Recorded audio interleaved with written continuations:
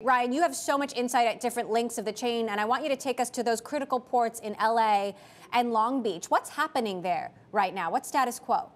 Yeah, hey, great to see you. Thanks for having me on. We're seeing longer delays than really ever at the port of Long Beach in LA and across the West Coast. Shipping from China to the United States, actually really from anywhere in Asia, has reached the longest transit time that we've measured last week.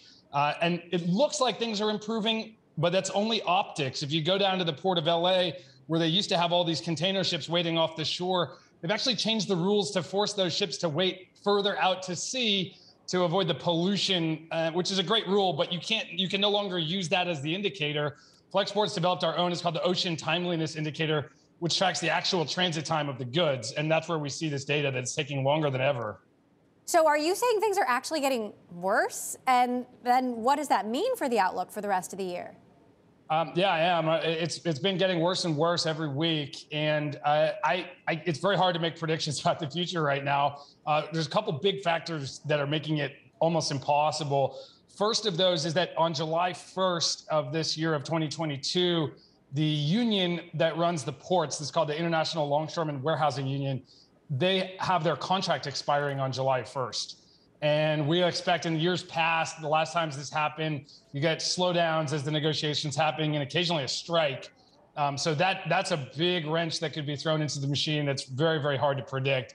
And at the end of the year, July 1st of 2023, there are new regulations coming from the IMO, International Maritime Organization, which requires all the ships in the world to reduce their carbon emissions.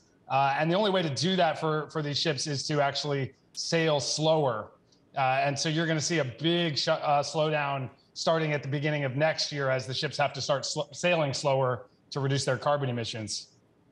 Now, we've heard CEOs over and over again say that they're continuing to face supply chain issues. No surprise to you. Elon Musk on the Tesla call, for example, saying they continue to be chip limited, but Apple somehow defied the trend, and Tim Cook actually said he had line of sight to things getting better. I want you to take a quick listen to Dan Ives, a longtime Apple analyst from Wedbush Securities, and what he had to say about that. As hard as the supply chain is to navigate, I mean, Apple's really doing it at the front of the line, and I'd say the damage has been contained. Supply chain improving in March. That's going to be a big focus tomorrow for every tech investor and really anyone in the food chain. That contrasts some of the fears that we're seeing, even from a Tesla and others, about supply chain issues lasting throughout all 2022. That's a key.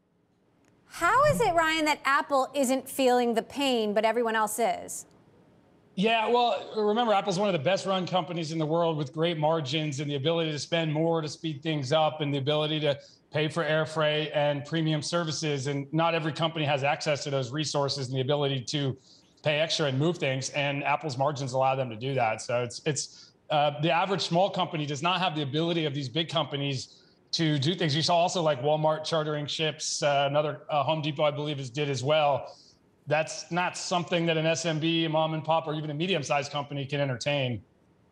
You've long said that tech can be part of the solution, and that's import the value proposition of Flexport. You know, what's it going to take? How are we going to fix this?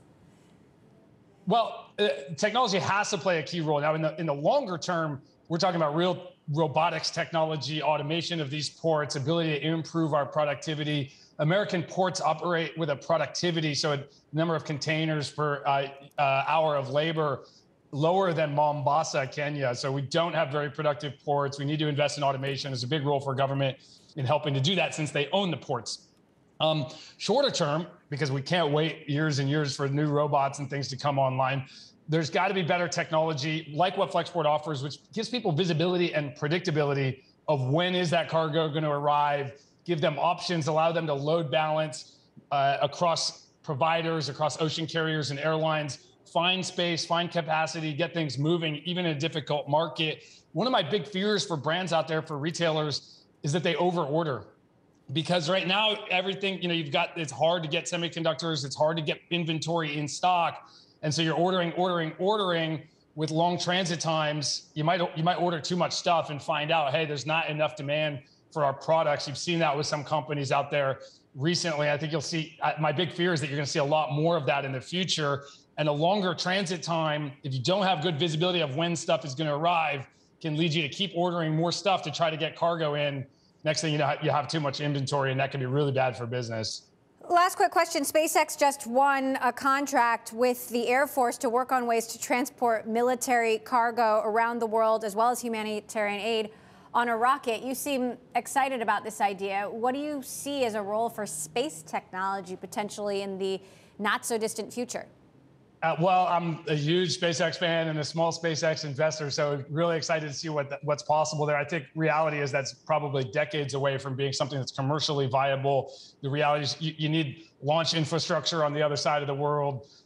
These rockets take days and weeks to plan the launch, and if there's bad weather, it can't launch. And by the time that thing went off, you could have just flown an airplane. So I think this is much more of an R&D project than something that's near term, but obviously very excited about it.